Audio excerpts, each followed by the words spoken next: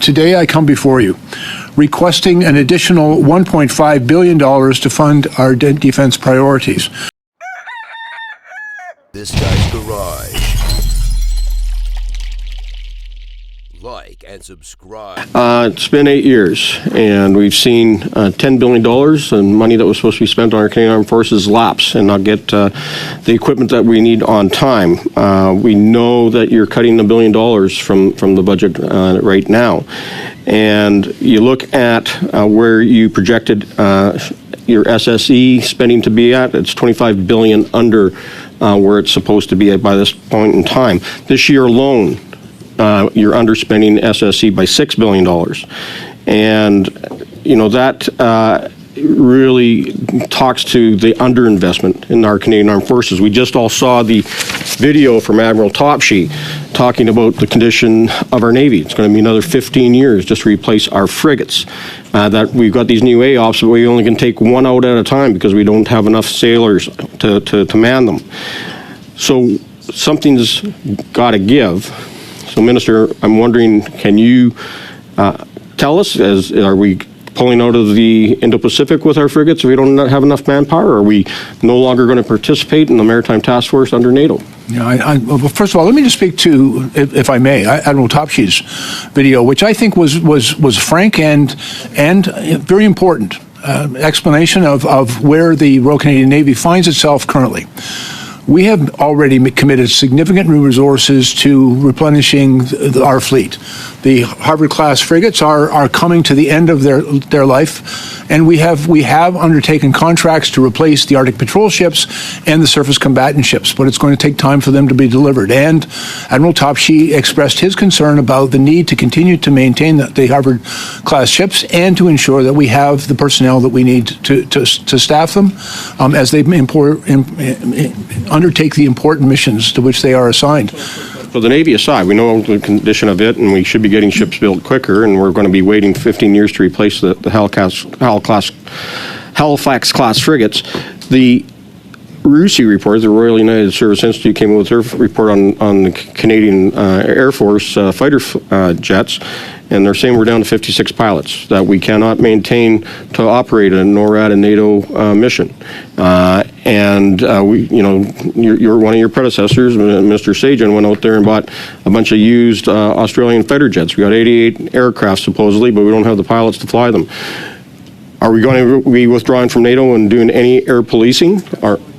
And if I may, as you're well aware, we have entered into a contract for the delivery of 88 of the F-35s.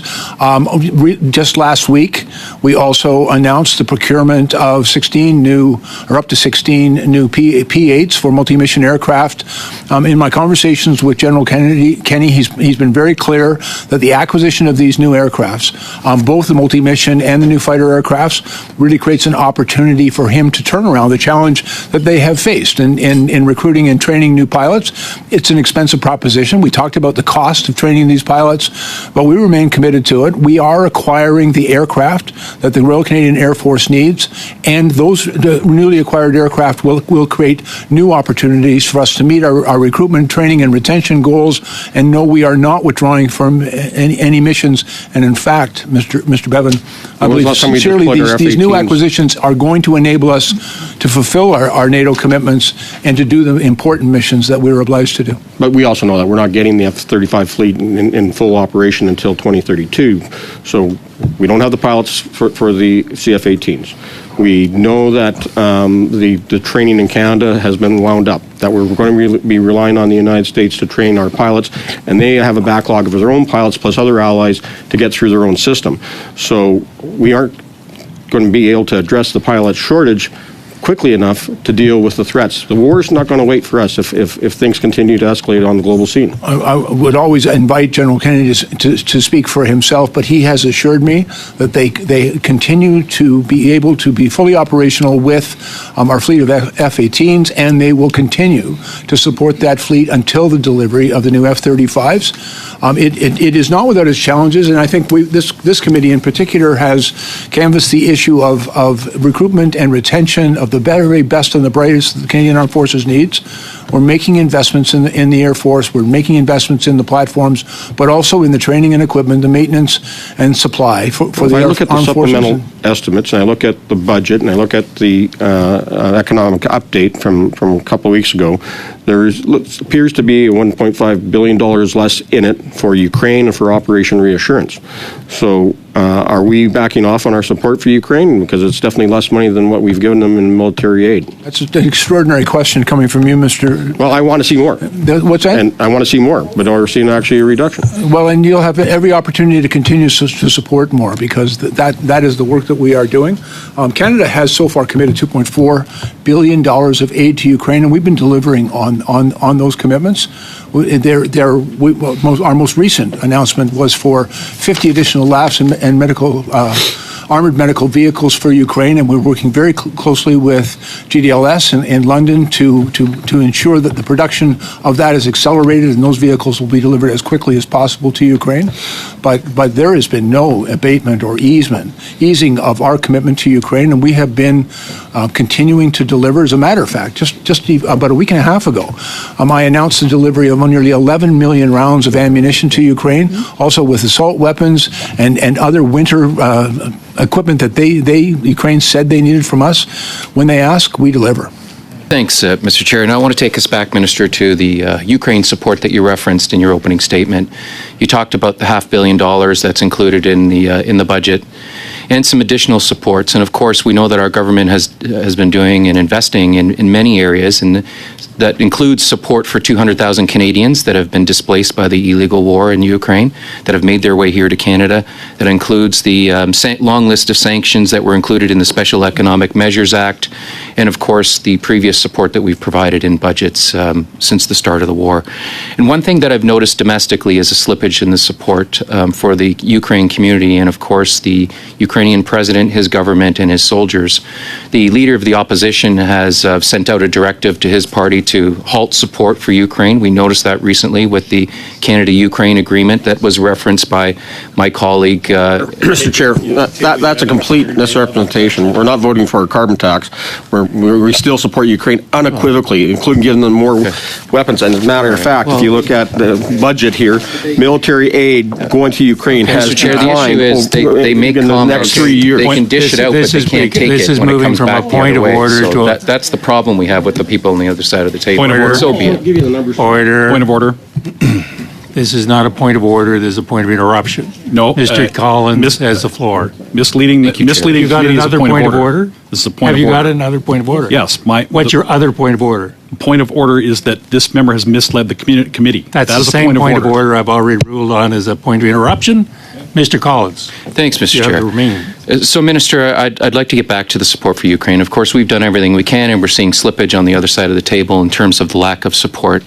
I'm wondering if you could reiterate the importance of the investment that we're going to pass this evening in terms of the resources that it will provide to Ukraine, its government, its people, and its military.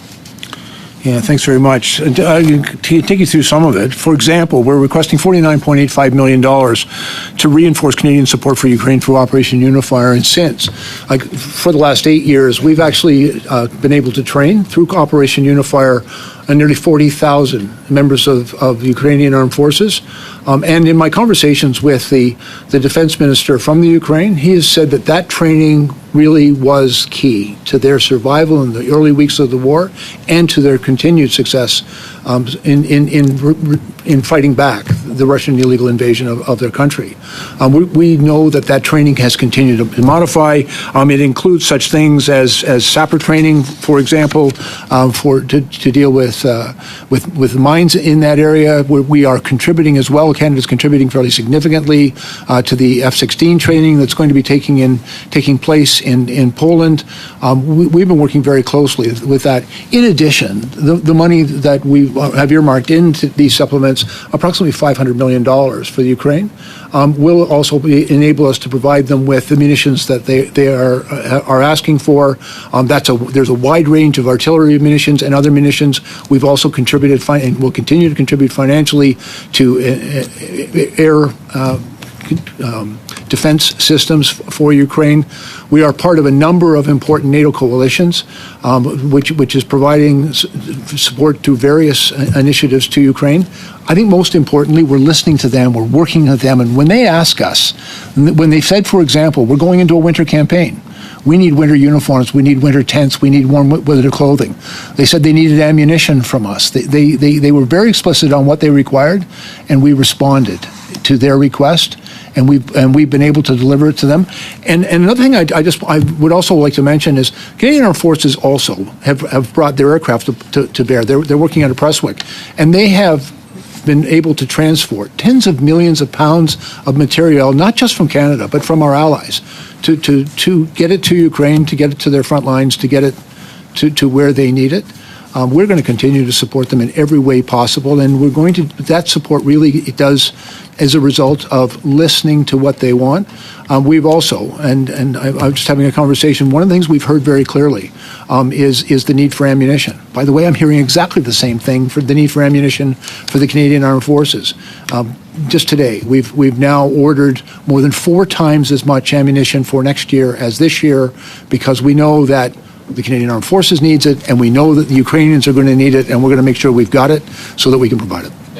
Your government has done a fantastic job of standing around, claiming that it is taking steps to address the unacceptable instances of sexual harassment in our armed forces. In the past 12 months, sexual misconduct in our Canadian Armed Forces has doubled, and this government has failed. The political leaders of a self-described feminist government, including the Prime Minister and now 3 Ministers of Defense, should be ashamed of themselves in their failure to not just stem the flow of institutionalized violence against our young men and women, but being a passive and indifferent observer to its growth. Over the past 8 years, survivors and experts have been shouting from the rooftops. Justice Deschamps warned in 2015, Justice Fish warned in 2021, Justice Arbour warned in 2022. And your government's response? Cut $1 billion and establish a panel to review military colleges, a panel that your office delayed in creating because you couldn't find 7 experts. You spoke to this yesterday. The experts are the survivors, the young men and women on the receiving end of catcalls, the troops who found themselves in a darkened hallway with a drunk superior at the Christmas party, the women who were pinned up against the bulkhead of a ship and raped. The experts, Minister, are the men and women under your charge who are emotionally, mentally, and physically violated. As a mother myself, I would find it extremely difficult to justify approving my children joining your Canadian Armed Forces, an organization that has no place for them to live, not sufficient money to pay them, no equipment for them to use, all overseen by a government with no respect for their autonomy. Responsibility starts and stops with your political leadership. And after 8 years of inaction and gutting, as a new minister, you have a lot of work to do.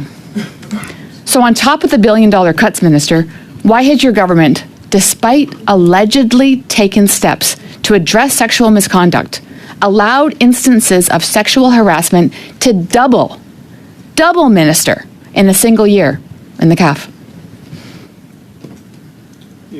That was 2 minutes and 30 seconds, so you have 2 minutes and 30 seconds to respond. Thank you very much. Let me just back up a little bit. And the report that was released by StatsCan yesterday actually involved surveys that were taken for 23,000 members of the Canadian Armed Forces between October 2021 and October 2022. I accept completely the concerns that were raised. I also I think it's important. The Canadian Armed Forces is one of the only institutions in the country, one of the few in the world, that actually is gathering this information and speaking to their own people. And as I mentioned earlier, General Carignan has also consulted with 9,000 members of the force on the steps that are necessary. I appreciate the partisan perspective on what has been done, but I Excuse me, Minister, if I may. The victims that I'm speaking about, the survivors, must become victors. So what motivation do we have to retain current members and recruit future heroes if we're allowing this to happen? Please continue. Thank you. offer a slightly different perspective, and it's not mine. It's the perspective of Madam Justice Arbour, who I've spoken to a number of times on these matters, and more importantly, our external monitor, Madam Terrien, who has been given the important job of monitoring the progress on, and she's issued two very important reports. I'd invite members of this committee to familiarize themselves with those reports, because I do think it clearly articulates the hard work and the progress that is being made. And we have now taken some very significant steps in response to those recommendations. Just yesterday, as the member indicated, we stood up a review panel for the military colleges at both at RMC in Kingston and at Saint Jean. The work and the expertise, and I would invite the members of this committee to take a good hard look at who we've appointed there. If I may, Minister, just in the nature of time. I'm trying to be equal in time here, so I'm going to have to let him respond. I believe I have 5 minutes, right? You're down to 20 seconds. Okay, so my last question is, in your opening comments, Minister, you acknowledge that the priority for you is the men and women in the CAF to be respected and protected. Do you feel that's happening? Yes, ma'am, I do. And if I may, let me go back to the thing. I'd invite the members to familiarize themselves with the work that has been done, the panel that's now been stood up. I think there's been a great deal of work to be done, and let me also acknowledge there's much more work to do. Minister, Admiral Topshee said that we may fail to meet our force posture and operational commitments in 2024. So I'll ask you as Minister, will we fail to meet our force posture and operational commitments in 2024? No, I think Admiral Topshee was outlining concerns about our state of readiness. He was quite specific. And he said may. And then so the next question that had to be asked, and I've asked it, is what must we then do in order to ensure that we do not fail to meet our operational readiness commitments? What is in these? Will cutting $1 billion from the defense budget help us to meet our operational commitments? And to be absolutely certain, we're not cutting anything from the operational readiness budgets of the Canadian Armed Forces. Okay. We're looking at things like professional services, consulting programs, and that does not impact the delivery of those ships, the maintenance of the Halifax fleet, or our recruitment and retention efforts. $1 in corporate travel and consultants fees in the department that you're going to cut. There are. We looked first at professional services. By the way, not all professional services can be cut. It's over $1 billion, and in fact, many of those services are providing maintenance on our bases, health services, etc. So there's $1 billion in... No, Mr. Kelly, let me finish the sentence. We're looking very carefully, first of all, at professional services, at consulting fees, at executive travel. And executive travel, just to be clear, I'm talking about any travel that does not involve moving troops to mission or moving them to training opportunities and things like that. That's necessary, and we're not impacting that in any way. But there is other travel within the Canadian Armed Forces and within the Department of National Defence that where we're looking at, can we find savings if we change the way in which we book that travel, if the number of people traveling or the manner in which they travel can be altered. And so we're looking for savings but we're also looking at a number of other important processes of administration in our procurement, in the way in which we administer our HR systems, our payroll systems. Okay, let's talk There are opportunities for efficiencies, and I would be surprised if you would be opposed to us finding efficiencies in the way we spend the public's money. Well, I'm concerned that if after 8 years there is $1 billion in consulting fees that are unnecessary and can be easily cut without affecting operational readiness, not easily cut, but again, my responsibility is to make sure that every dollar we spend, we're producing real value. The Treasury Board was very explicit to us, and I want to share this with you, sir. It's important that none of the reductions that the Treasury Board is seeking can impact CAF operations. And I've added my own caveat to that because I don't want it to impact the supports and the services that we provide to members of the Canadian Armed Forces. Okay, the Chief of Defence Staff would not affirm that this could be done without impacting operational readiness when he was here beside you. And he has every responsibility to express his concern, and we're working right alongside him and his team to make sure that we do not impact on their operational readiness. So, on last week, you admitted to Global News that there is a serious production problem with ammunition.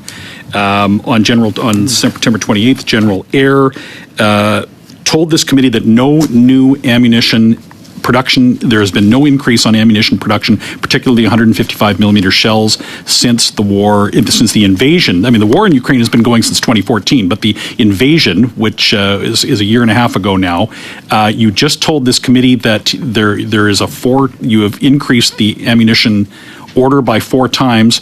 Where will this ammunition come from if there is no increase in production? Yeah, let me just perhaps add a little bit of clarification for you. Earlier this year, National Defense provided $4.3 million to IMT Defense to ramp up their ability to produce M107 155 millimeter projectiles from 3,000 to 5,000 per month. There's also a number of other programs that we're funding: General Dynamics Ordnance and Tactical Systems, almost $2 million towards updating and automation for production of the M795 projectiles. General Dynamics and Ordnance Tactical Systems, an additional $2 million to demonstrate combustible cartridge case manufacturing capability for the 155s. We are significantly investing when will the in deliveries? Canadian industry. When will the deliveries begin? Well, and as I said today, we've just placed an order for 4 times more ammunition for next year than we were able to receive this year. Okay, so that's an announcement. When will the delivery occur? Well, that maybe is a question you want to take some time. We've got him after you're done. You've got another 25 seconds, so go ahead.